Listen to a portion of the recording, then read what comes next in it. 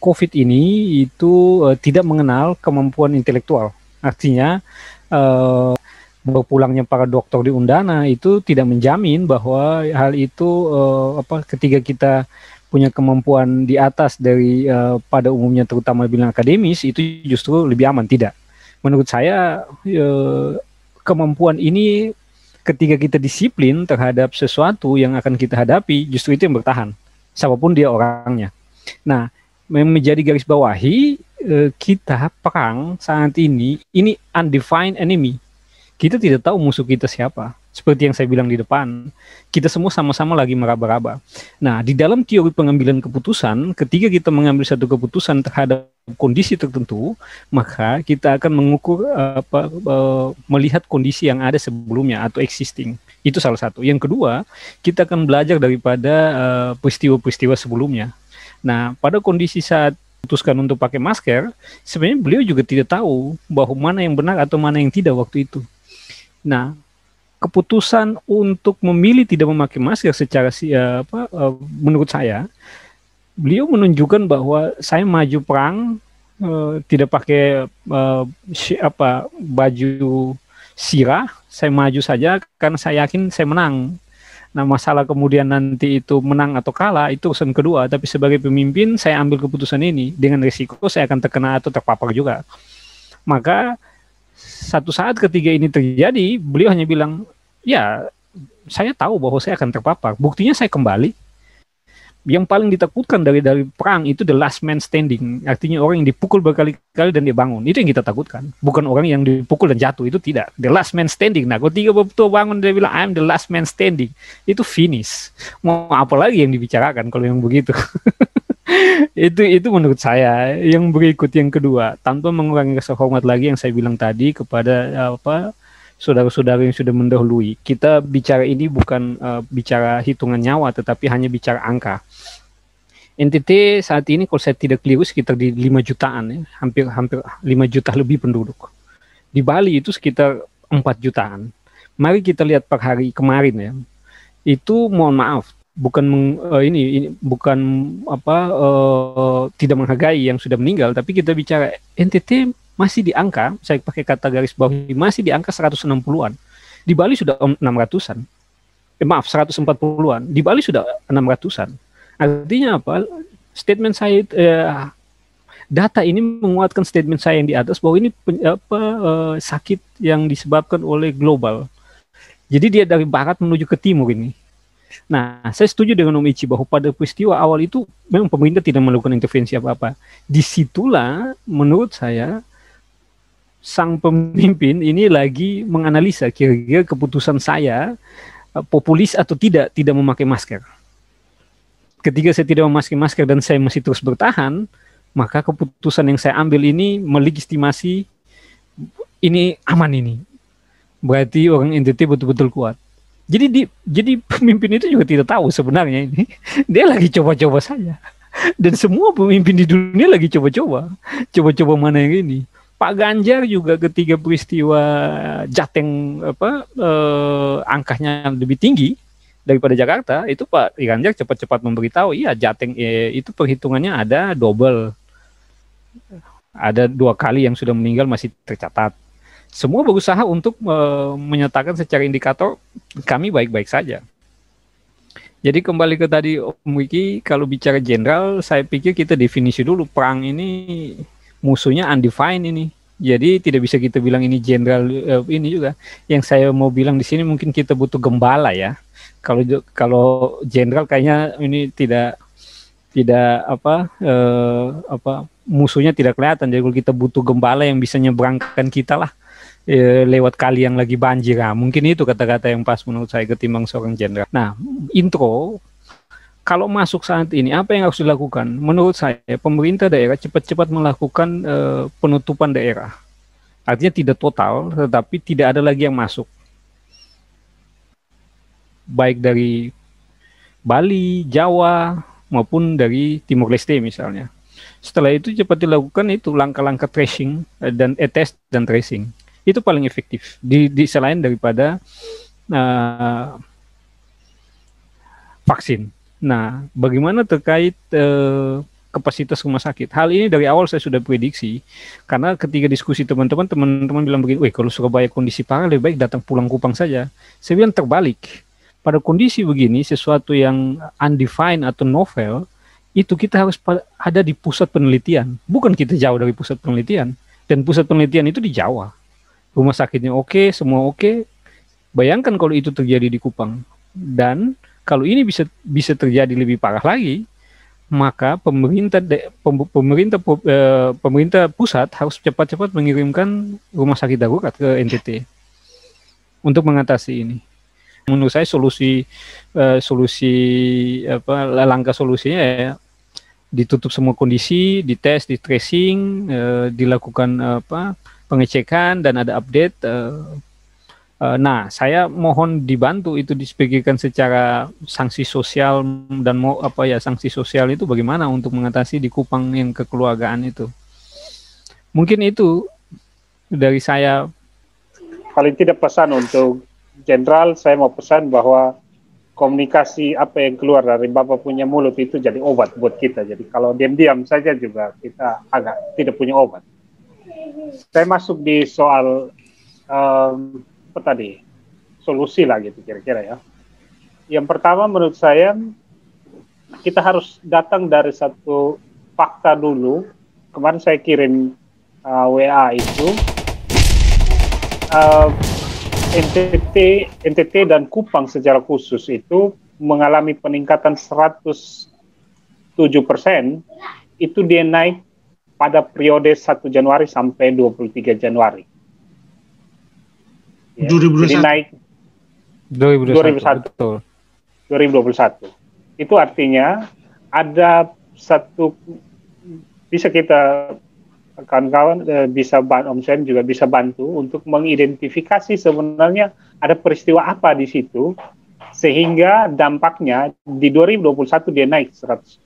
Itu pasti ada peristiwa di situ. Nah, misalnya saya merenung-renung soal Natal kah? Rasanya juga agak tidak terlalu mungkin. Karena misalnya Natal itu prokesnya super ketat. Saya cerita gereja Koinonia itu Natal kita kebaktian berapa kali? 4 kali.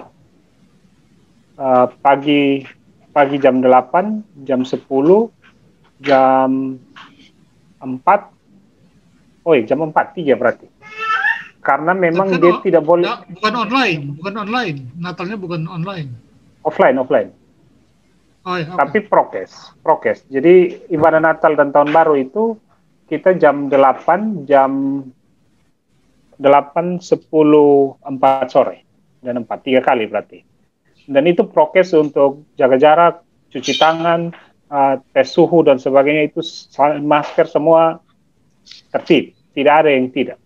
Bahkan kita sebagai majelis misalnya sebelum ibadah begitu kita masuk ke dalam kita lihat semua siapapun yang tidak pakai masker langsung kita turun, kasih tahu pakai, kalau keluar.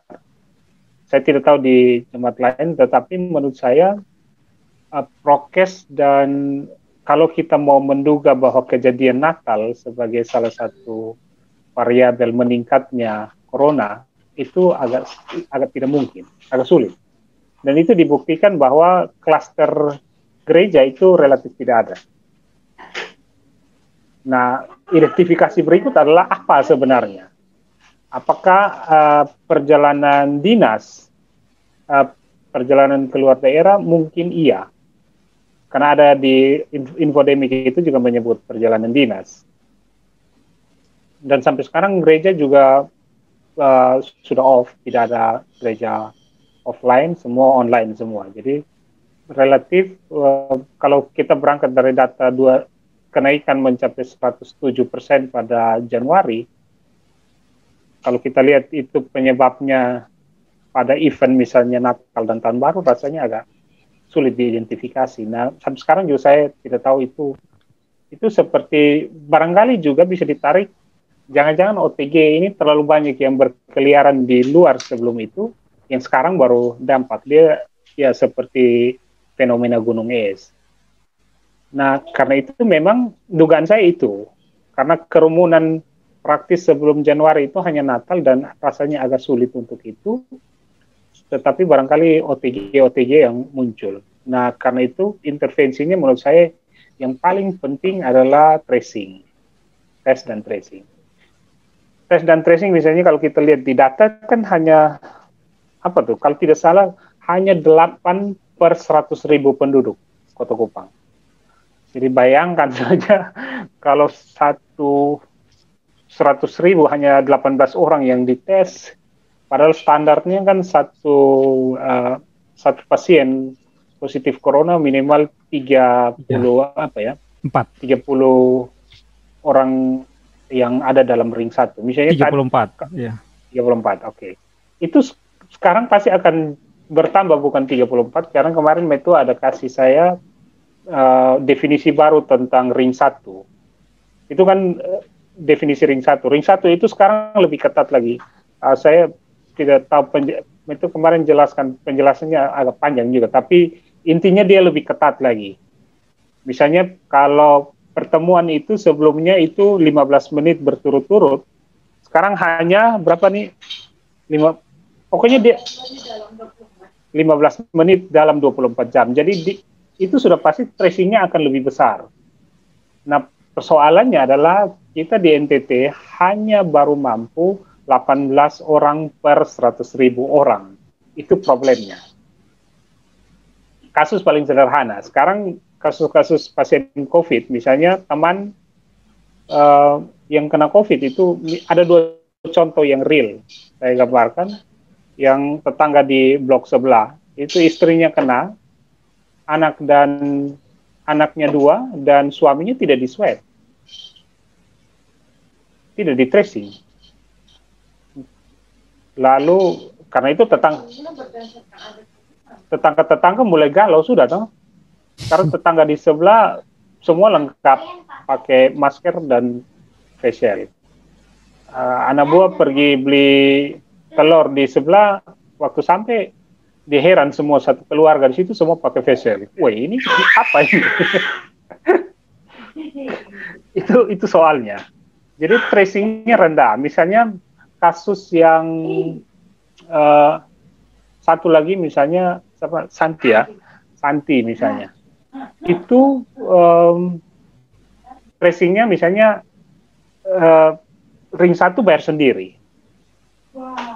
Bayar sendiri swab itu ya berapa? 18 kalau tidak salah.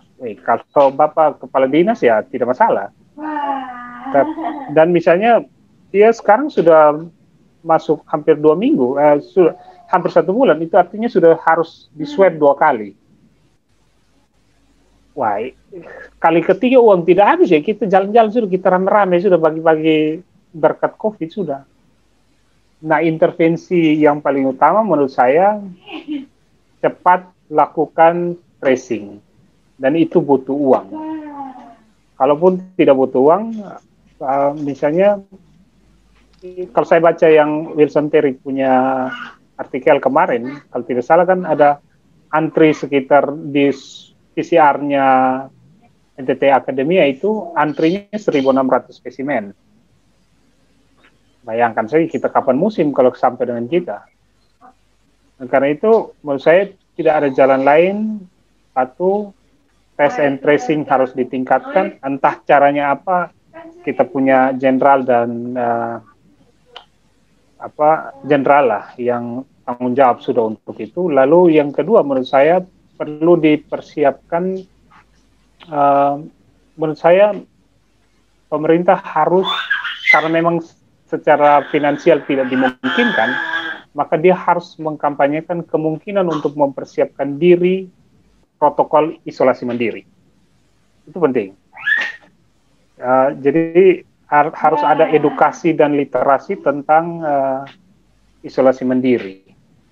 Karena rasanya tidak mungkin rumah sakit menampung, lalu bagaimana caranya untuk isolasi mandiri. Nah, persoalannya isolasi mandiri sekarang mereka banyak yang mengeluh karena dia dianaktirikan. Kalau Anda isolasi mandiri, berarti tes COVID-nya per 14 hari. Tapi kalau Anda isolasi di rumah sakit, tes COVID-nya per 7 hari. itu juga jadi masalah juga. Jadi kompleks sebenarnya. Nah, menurut saya entah kota atau provinsi harus merancang sedetail mungkin semacam SOP yang pasti dan jelas sehingga orang juga mau. Lalu fenomena berikut adalah perlu misalnya tadi saya sampaikan soal distrust tadi. Tapi menurut saya ini tugas pemerintah untuk memastikan bahwa keraguan-keraguan yang ada di masyarakat itu harus dieliminir.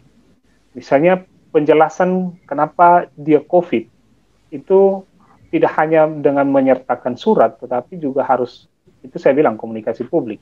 Sehingga orang juga bisa, kematian itu kan sesuatu yang kita aminkan saja. Cuman kadang-kadang rasionalisasi terhadap penyebabnya yang hanya dilampirkan dengan satu surat, itu menjadi problem sendiri. Dan akhirnya itu menjadi distrust di masyarakat dan akan banyak orang yang tidak mau pergi untuk pergi periksa COVID karena satu tidak punya uang, yang kedua takut di COVID kan. Dan menurut saya pemerintah juga perlu untuk melakukan semacam literasi, kasih tahu dan kasih kepercayaan bahwa kita akan melakukan yang terbaik. Kalau tidak, ya upang akan lebih panjang karena fasilitas kita agak jauh dari kekuasaan. Terima kasih. Ya, komunikasi publik itu penting. Agak berbeda dengan Mas Kris. Dalam ilmu manajemen ada para CEO yang berani untuk masuk ke perusahaan-perusahaan yang sudah decline. Bahkan ada CEO yang memang ingin masuk ke perusahaan, dia dianggap CEO yang hebat jika dia bisa masuk ke perusahaan yang bukan segmen titnya dia. Jadi misalnya Kris perkapalan, lalu Kris energi terbarukan, lalu sukses membangun perusahaan energi terbarukan, 20 tahun kemudian Kris bilang bosan saya, strateginya ini aja, saya replik. Kalau ada isu, saya pakai strategi yang lama pun bisa selesai. Nah, akhirnya karena Kris ingin dia menjadi leader yang hebat, dia bilang oke lah, saya pindah ke sebuah perusahaan pertanian yang sangat berbeda dengan energi terbarukan punyanya Kris. Ini untuk menguji kemampuan kepemimpinannya dia. Ada banyak CEO di dunia, Indonesia saya belum tahu ya, tapi di kelas kuliah itu kita belajar, ditunjukin beberapa CEO dunia yang punya pengalaman, berani ambil ketidakpastian sebagai taraf untuk menguji kepemimpinan dia yang mumpuni. Karena dalam suasana ketidakpastian itulah dia bisa menggunakan sumber daya dia secara optimal dan dia bisa menunjukkan bahwa inilah saya. Kalau saya bisa keluar dari ketidakpastian itu menjadi sebuah kepastian. Nah, kalau Kris gambarkan bahwa pandemi ini adalah masalah dunia dan tidak ada yang pasti, maka yang biasa dilakukan para CEO, kalau kita lihat CEO yang berani ambil segmentasi yang berbeda dengan disiplin ilmu dia, yang dia lakukan pertama adalah optimalisasi kemampuan komunikasi. Ada CEO yang dia dari Boeing, lalu pindah ke perusahaan otomotif di Inggris, perusahaan otomotifnya hampir decline. Dia kuliah tentang pesawat, ahli tentang pesawat, tiba-tiba sekarang bicara tentang mesin mobil. Apa yang dilakukan? Yang dilakukan adalah komunikasi. Komunikasi itu apa? Dia mulai dengan good morning terhadap karyawan, karyawan mobil, perusahaan mobil ini, dengan selamat pagi. Itu. Dia ucapkan selamat pagi terus tujuannya yang itu tadi Eci katakan, menghadirkan yang namanya kepercayaan para karyawan terhadap dia sebagai pemimpin. Karena ketika dia hadir sebagai sebagai profesor, misalnya profesor ahli buat pesawat di dalam perusahaan mobil, maka para karyawan perusahaan mobil, sehebat apa sih dia? Dia kan jagonya buat pesawat.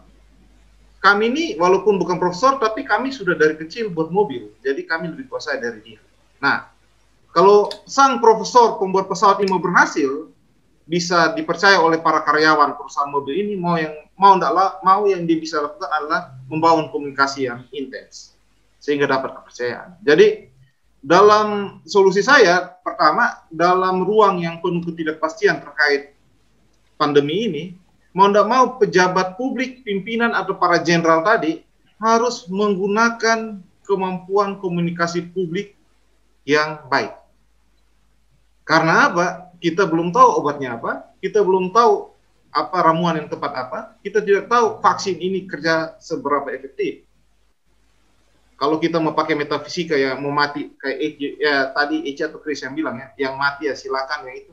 Ya oke, tapi sebagai pimpinan yang kita butuhkan adalah kemampuan komunikasi sehingga masyarakat yang ada dalam situasi tidak pasti ini memiliki kepercayaan bahwa kita bisa keluar dari situasi ketidakpastian ini. Jadi komunikasi dari sang jenderal, komunikasi efektif ya, itu sangat dibutuhkan. Gitu. Dalam suasana ketidakpastian. Gitu. Jadi mau suara gembala pun, suara gembala yang menyatakan bahwa kita akan sampai ke tanah harapan itu. Bukan suara gembala yang menyatakan bahwa sudahlah kita jalan aja. Nanti sampai tidak pasti itu terserah. Tapi suara gembala yang menyatakan bahwa kita akan sampai ke tanah harapan itu. Walaupun dia tidak tahu bahwa tanah kanan itu seperti apa. Tapi dia harus mampu membangun komunikasi sehingga orang-orang di bawah dia bisa memiliki kepercayaan kepada dia. Jadi pertama, menurut saya komunikasi publik itu penting. Nasional sekarang lagi bangun. Kemarin di pertemuan di acaranya Rossi itu menurut saya itu konsolidasi nasional terkait dengan satu pintu informasi terkait COVID secara nasional.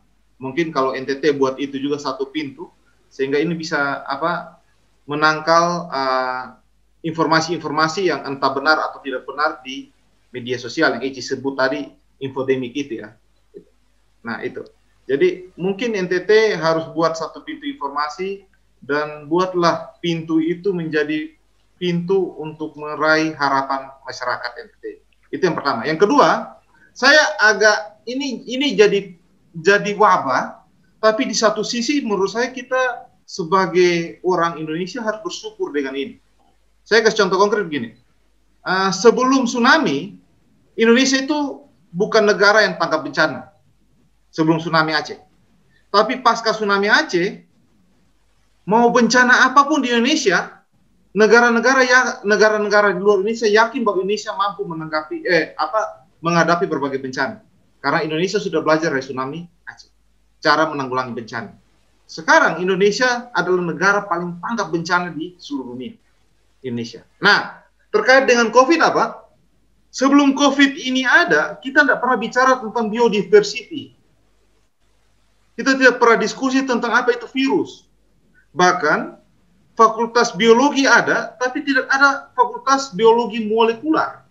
Padahal Indonesia merupakan negara terkaya. Indonesia itu negara biodiversity ya, dunia. Malah lebih kaya dari Brasil saingannya. Nah, dengan adanya COVID, PCR ada di mana-mana. Yang dulu 600 juta mahal. Sekarang di NTT mungkin sudah ada 2. Kalau tidak ada COVID, tidak ada yang mau beli. Padahal PCR itu adalah potensi untuk menganalisis biodiversity kita. PCR. Nah, sekarang infrastrukturnya ada nih sejak ada COVID. UKSW buat. Undana Forum Akademia buat. Sudah ada PCR. Setelah COVID, maka sebenarnya kita masing-masing daerah bisa mengidentifikasi biodiversity kita. Karena kita punya infrastruktur yang PCR. Jadi menurut saya ini wabah yang bisa menjadi berkat begitu, seperti tsunami di Aceh. Pasca tsunami, setelah tsunami kita bisa tahu cara menanggapi bencana kalau ada bencana, gempa bumi, tsunami dan lain-lain. Mungkin setelah ini kita akan bisa tahu apa ilmu biodiversity itu biomolekuler dan lain-lain akan menjadi milik Indonesia. Kita punya kekayaan keanekaragaman hayati, tapi yang kuasai itu orang luar. Sejak COVID, PCR mulai dibeli, walaupun mahal, swadaya masyarakat, Forum Akademi NTT, UKSW buat sendiri, nah berarti sudah punya peluang. Jadi ini harusnya ini bisa jadi berkat bagi kita. Jadi ini bisa terjadi setelah COVID. Tapi yang pertama tadi saya ingin katakan solusi yang paling konkret ya komunikasi publik yang efektif. Karena dalam suasana ketidakpastian, komunikasi publik yang efektif itu adalah jalan terbaik.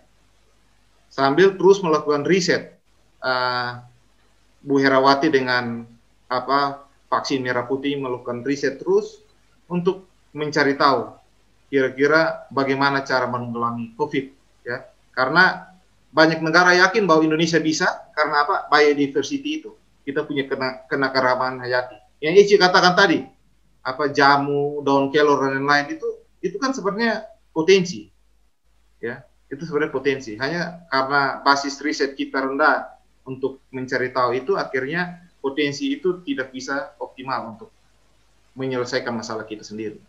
Jadi kalau saya tetap pada komunikasi, yang kedua sinergitas para pimpinan di daerah itu. Karena belajar dari Jawa Tengah dan Indonesia, saya lihat kalau semua satu suara memerangi COVID dan satu tindakan juga memerangi COVID, maka masyarakat akan belajar dari para pimpinannya. Bukan sang jenderal, tapi kolonel di lapangan pun menjadi kekuatan untuk bergerak memerangi COVID. Jadi mungkin gereja juga dilibatkan, keuskupan juga dilibatkan, satu suara untuk memerangi COVID di Indonesia dan di NTT. Karena kalau hanya Pemda, saya lihat takutnya gesekan politiknya tinggi. Gitu. Apalagi kalau ini sudah terlambat ya, untuk mengambil kepercayaan publik. Walaupun masih bisa dilakukan. Jadi sudah terlambat. Untuk itu mungkin melibatkan para pimpinan agama, pimpinan masyarakat, tokoh-tokoh masyarakat untuk mengefektifkan kepercayaan kepada masyarakat. Karena masyarakat NTT sudah anggap bahwa COVID itu ada dan tidak ada. Kalau Chris bilang ini tidak pasti, ya betul. Karena ada yang meyakini, ada yang tidak meyakini. Itu. Ada yang bilang COVID itu hoax, ada yang bilang iya COVID ada, tapi mau karman lagi, kita makan marungga saja ya kan. Jadi agak susah untuk itu. Nah, kalau para tokoh-tokoh masyarakat atau pimpinan masyarakat ini memiliki satu topik pembicaraan yang sama dan perilaku juga sama, saya yakin itu mungkin 2-3 bulan ke depan NTT sudah agak aman. Gitu. Tapi kalau mau kerja secara sendiri-sendiri, itu agak sulit. Survival, kalau cara kerja sendiri-sendiri, tidak bisa. Tapi kalau ada yang kontrak sosial, lalu kita menjadi satu gerakan, saya pikir itu lebih mudah untuk menghadapi COVID yang tidak pasti ini. Jadi Hegel sudah mengingatkan Jajawari bahwa manusia tidak akan pernah belajar dari sejarah. Selalu gagal atau memang tidak mau belajar dari sejarah. Kalau kita belajar sebenarnya begitu bukan kena, kita kan semua langsung bisa kan, bisa sigap kan. Tapi mana? Santai-santai sampai kena lagi. Jakarta sudah kena, Kupang masih santai-santai. Bahkan sekarang pun ya bahasanya EC minim intervensi ya, minim intervensi. Jadi ya pasrah pada doa atau apa ya, meyakini bahwa karena iklimnya panas, lalu sudah terbiasa makan makanan kotor sejak sudah kebal secara alamiah barangkali ya, atau karena rajin berdoa, rajin gereja lalu. Nah itu yang menurut itu juga bagian dari yang infodemik itu. Jadi, nah infodemik itu beta baru cek, ternyata itu kecepatan informasi itu dia jauh lebih cepat dari pandemi. Makanya disebut infodemik. Nah, jadi kan informasi kacau, tumpang tindih antara yang benar dan salah, yang saintifik dan non-saintifik, itu kan nanti masyarakat lebih terlanya itu yang non-saintifik. Ya dia lebih cepat dari pandemi soalnya. Jadi ini memang mengerikan. Karena itu berkaitan dengan bahasanya Ricky, Jenderal, atau bahasanya Chris dan Gembal, apapun itu. Tapi memang butuh sikap pengambil keputusan untuk melakukan penetrasi terhadap infodemik. Ya kan, dia harus berani clear untuk mengatakan bahwa oke, itu memang informasi obat-obat itu silakan, obat-obat kampung macam-macam boleh konsumsi, tetapi yang utama adalah protokol kesehatan itu tidak boleh tawar-menawar, kan gitu. Atau misalnya obat dari WHO, oke, itu tetap ada. Jadi pimpinannya harus tegas mengatakannya, dengan tetap mengizinkan obat-obat tradisional, tetapi yang saintifik itu tidak boleh tawar-menawar. Yang dibilang WHO atau yang paling intinya di prokes. Kalau orang prokesnya mantap, sebenarnya sangat kecil peluangnya ya untuk kena sebenarnya. Dan memang perilaku virus itu kan hanya lewat air ludah kan, droplet kan, tidak ada, sudah tahu pasti kan kuncinya kan itu ya. Jadi sebenarnya kunci utamanya ya di prokes itu. Lalu yang berikut, BT ingin ingat satu hal yang diingatkan oleh salah satu filsuf Jerman berkebangsaan Korea Selatan ya, Byung-Chul Han, tentang burnout society, jadi manusia yang bosan itu. Itu buku tahun 2015 sebenarnya, tapi mengingatkan hal yang menarik bahwa sesuatu yang sudah terlalu lama akhirnya masyarakat jadi biasa, lalu bosan. Nah itu yang kita lihat di waktu awal-awal Salatiga kan dulu juga di Paling Salatiga kami di Pulutan sini paling kecil, bahkan semua sudah ramai, Pulutan belum ada korban. Nah, tapi kemudian mulai satu kena itu langsung semua begitu rajinnya prokes. Tapi dalam kelemahan tinggal sedikit, mereka jadi bosan, duduk-duduk ketemu di mana-mana, santai aja, buka aja situ. Kami di kompleks ini juga begitu, kalau pertemuan tuh, santai, sebenarnya tidak ada apa-apa gitu. Nah itu mungkin bagian juga dari sudah bosan dengan kondisi, sudah tidak peduli lagi. Bahkan ada kata-kata yang bilang begini, ya kita kan menunggu juga mati, tidak kerja juga, kalau tidak kerja juga mati kan. Lebih kerja aja, biar kalau memang mati karena kita cari makan ya tidak masalah, memang sudah itu jalannya. Daripada kita menunggu saja tidak kerja, ya tetap mati juga. Kalau tidak double COVID tetap mati juga karena tidak makan. Jadi masyarakat level bawah dia sampai pada level berpikir begitu dan mudah sekali untuk menjadi terciptanya burnout society itu ya, masyarakat yang bosan. Nah, jadi katakanlah 3 kalau berbeda. Pertama, burnout society itu hati-hati dengan itu. Masyarakat bosan karena itu pemerintah jenderal atau gembala apapun namanya itu, fungsi tim COVID terutama lakukan fungsi penetrasi itu penting sekali supaya masyarakat tidak bosan. Bahkan kalau berbeda, jadikan ini bahwa inilah new normal. Kita mungkin sampai 5-10 tahun ke depan kita akan tetap begitu jadi kebiasaan kita dalam menggunakan masker dan macam-macam itu. Karena begini, virus ini kan lama-kelamaan dia hanya jadi flu biasa juga. Lama-kelamaan dia akan diperlakukan sebagai flu biasa. Kita tahu mungkin dulu nenek moyang kita sudah pernah hadapi, tapi dosen belum tahu dia punya itu. Tahunya itu flu aja. Lama-kelamaan menurut kita kalau sudah divaksin ya, maka akhirnya dia dijadikan flu biasa, tetapi untuk mengatasinya tetap dengan prokes, tidak ada cara lain. Jadi ya kita akhirnya ujung-ujungnya tetap kekuatan utama ada di prokes. Jangan berharap lagi tracing lebih ketat. Itu rektor dari awal sampai berapa waktu masih teriak-teriak tracing. Sekarang dia sudah tidak itu lagi karena kelihatannya ya percuma ya. Bahkan sudah kewalahan sekarang tracing. Sekarang orang sudah mobilitas kan sudah tidak dilarang lagi. Kecuali ya tadi Bosong sempat singgung tutup kota ya. Tutup kota full seperti yang dilakukan oleh Vietnam ya. Yang itu dia sukses. Tutup kota sama sekali. Waktu kemarin yang PSBB terakhir ini, Pak Rektor sudah bilang sama Pak Gubernur untuk tutup kota, tapi Pak Gubernur tetap berlakukan semacam PSBB. Akhirnya di kampus putuskan untuk tidak PSBB, jadi tidak work for home, tidak diwajibkan. Jadi mau ke kantor, mau tidak ada keputusan. Karena menurut Pak Rektor evaluasinya tidak efektif. Karena itu ya menurut saya sekali lagi ya puncaknya kembali ke prokes. Yang makanan-makanan lokal dan macam-macam itu boleh lah. Trial and error-nya makan bawang itu ya kita tidak bisa bilang tidak. Tetapi dicoba saja hanya tetap prokes itu yang utama.